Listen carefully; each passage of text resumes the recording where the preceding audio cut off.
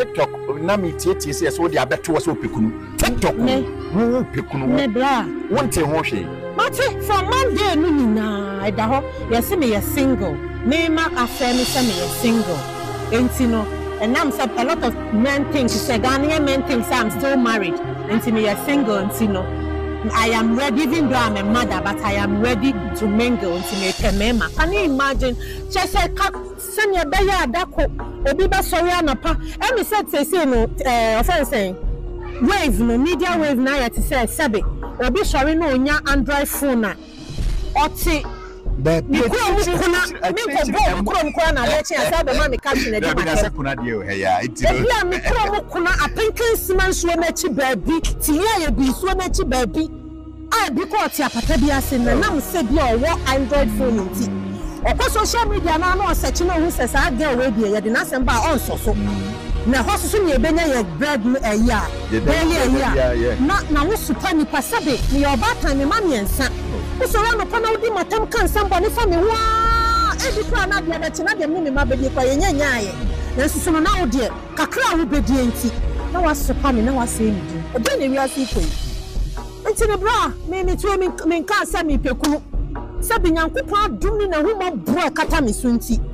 favor kakra ode ama me enti I don't like those things enti na wo say me na wo kasa say ebi kwa pana na be ma bi kura enemy show. Oh yes. Eh because me what so be sorry did mommy ni me mabidi. I was here for share what in ababontin so o si Kumawood industry ni che say edu tuo fite ya ka say edu tuo enye easy. Afa so yenya na nti ye say for share what in dia beto social media and so pekunu o si no kra bia nim. Omo ka say ni nyina yo mafunti a obi o ha so dey pe trend o dey pe sika kakra no anya no dey adidi ntia obi ote akura bia so wonwene ne ho ene wan na adwen se ne ho nsem na obefa de adidi hu nyina mu nhwe yie ye nyina wa ha na yetesi a chief Porsche asarebo atia atum yesi die ntia nkofo bi visa ne ade oye ambassador Masam traveling company bi enti visa ne ade no ode nkofo na sim ema police for kokochi ni tum eno so abeka sa afa ho aha eye Mogyabi TV unya subscribe ya na show say obeya ma me like comment na fa share na unya bi enya bi awusiafo ahia asarebo atimba mountain so interview no o set so kra na eja e kwachi na eni interview honum na odi betu dwa say Kumawood industry na wo ho na ye hu ni saa no eni ho saa o sen kane first no starting somewhere 2000 no starting so Kumawood industry no mu de na ye eni onu edi kro betimi de nsa atomo nso nanso ene de onu edi no ahwa do nsa atoma na so wape sika de beto wadaka ato wa ma obi tua panyini esan say obekun flat edutuo fitai enye easy ena mo a mo se na wawe agu na oso opa wawe mesre mo enya no krenti osi munyai na so obi do no krampo na mo be ya ma wanhwe ya enema atutu agyan na so obi wo mo abi de boa na be ya ma ne mo ani nyina apia sensan mo me enkotie Porsche asarebo atin emra so ya mo se Kumawood ewu yo enwotro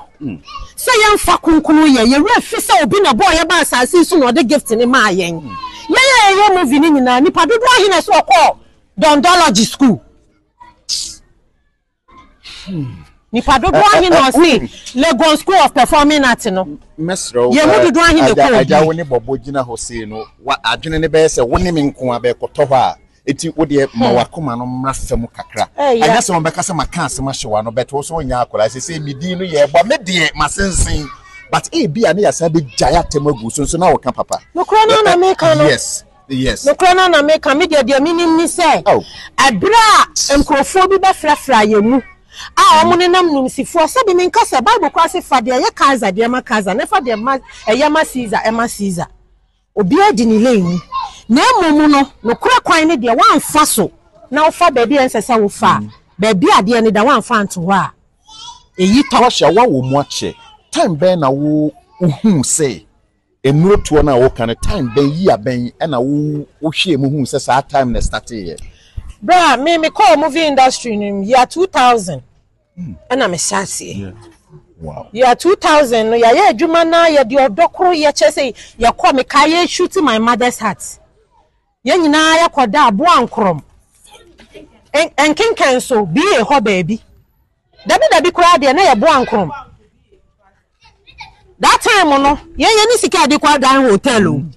te sanka ya bai compound fie no compound no na masere ye nyina ya da mattresses and na ya na me busa say that time ko ye de na ntontomo nwe yen because me for mosquito nkoso na ntontomo nwe yen ye nyina kitchen compound house kitchen kese no da bia beba mattress ye nyina na egufom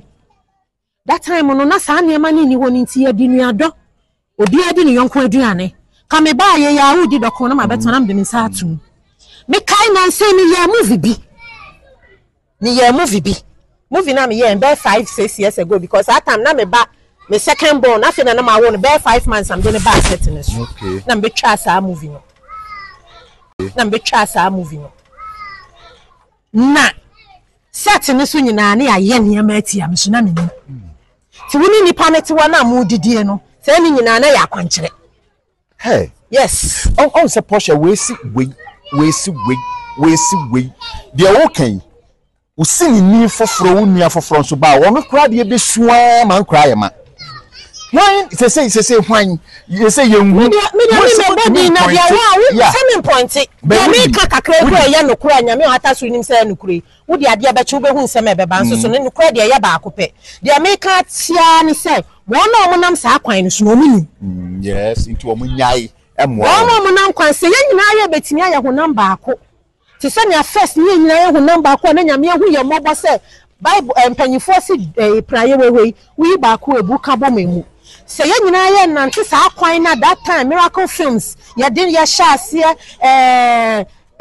Chairman Playhouse ya de shase ansa na Miracle nso ba ye din na chi abesi ne no say sa bra no ni sunu ne ewo mu dia ene nyina ya no besa aboa ma Ghana movie industry no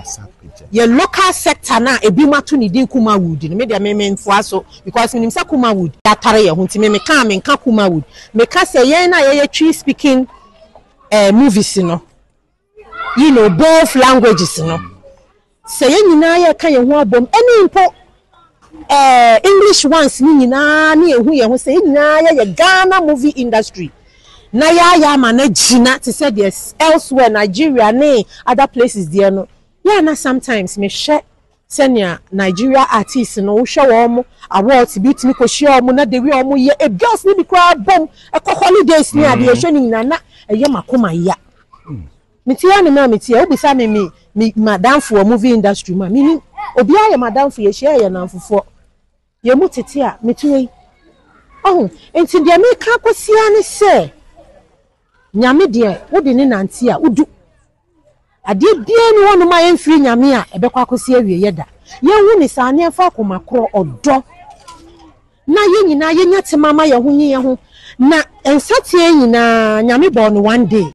enti abusia fo ko sha sa wati na motie ne kanan wo tv mi suma tv eya na ye me nwanwa so obi wo hon ma no na adwin se obekwa akofo obi hu nsem abeka ba eya medwin hu se na ya na omunya nsem ni free him umienka hu nsem panyimfo se aboy beka wa efi wontumem enti wona omum ben ye na de nsem ne kwa abonti o enye obum mom ne bebebe hwiahwia enti obi ben wa no ahwe ni ye na afuse bebebe na mmo ebusia aha eye Mogyabi TV na najo na motie ne nken subscribe my like na afi comment share na unua bi hu nsem a ekoso wias